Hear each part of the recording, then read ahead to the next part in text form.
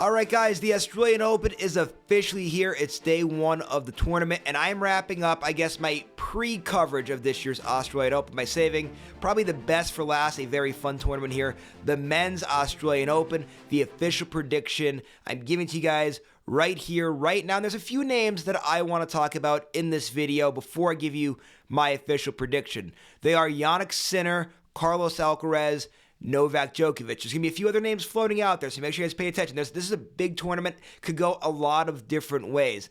Let's get started by talking about Jannik Sinner, the defending champ, the world number one.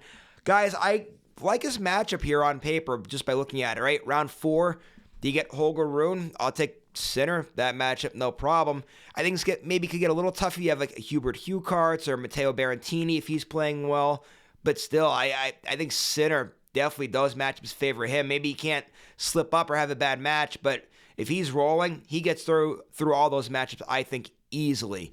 Then it's not until the semifinals where I start to really question, wonder, take a look at matchups, see how people are playing. On paper, though, it's Daniil Medvedev, who Sinner beat in last year's final, but Medvedev's given Sinner some problems. That one we got to have a conversation for a later day on if we see it.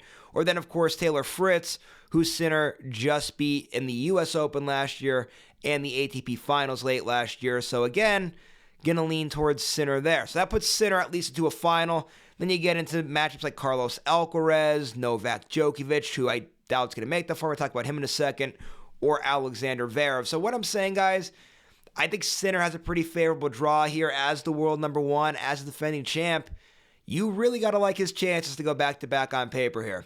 Now, let's talk about Novak Djokovic here for a second, guys. I know Novak kind of has that big mystique around him. This is his best surface, a place that he's won at 10 times. He's seeking major championship number 25. In my opinion, guys, not only does he have to play well to make some noise here, but the draw did not sit well for him, in my personal opinion, when you look at it here, guys, right? He's going to need Carlos Alcaraz to lose because that's his quarterfinal matchup. Alcaraz has been owning that matchup as of late, and I don't know, guys. I know the Australian Open might not be Alcaraz's best surface, but I still think he's just better than Novak Djokovic at this point. I'm sorry to say so, but that's going to be tough right there. Let's just say in a scenario where Alcaraz gets upset or Novak pulls one out there, Alexander Zverev, a possible semifinal matchup there, that's going to be a tough one for Novak there. The way that Zverev serves, he's a guy that played very well at last year's Australian Open. All right, if you make the case he wins that one, Sinner, Medvedev, Fritz in the finals. Again, what I'm saying, guys, this is a tough road. Can he win that many big matchups in a row? That's going to be the question. Not going to sit here and say that he can't do it, but that's going to be an uphill battle, in my opinion, for Novak Djokovic. If you're high on the Djokovic bandwagon, sorry, guys, I have bad news for you. I don't think Djokovic gets it done in this year's Australian Open.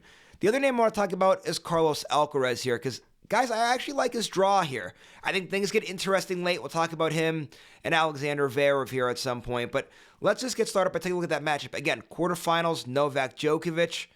Again, I think he gets by that one.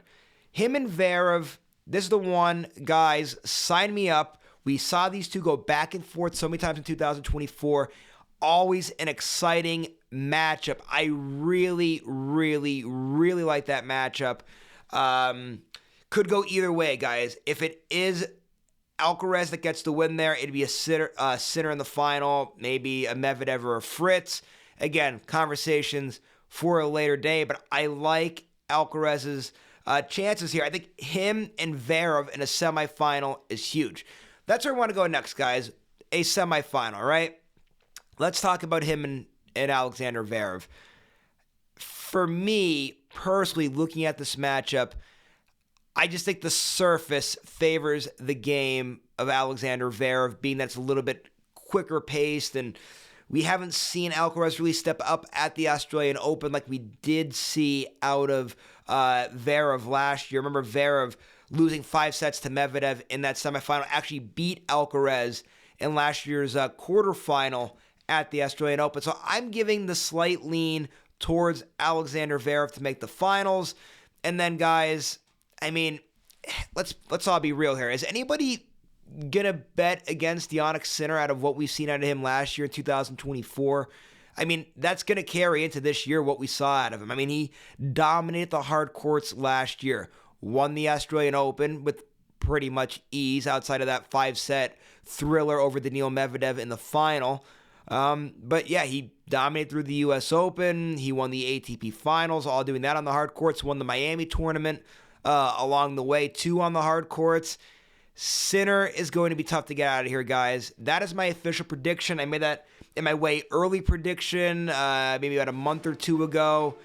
Still staying here, guys. Jannik Sinner, your 2025 Australian Open, goes back-to-back in the land down under.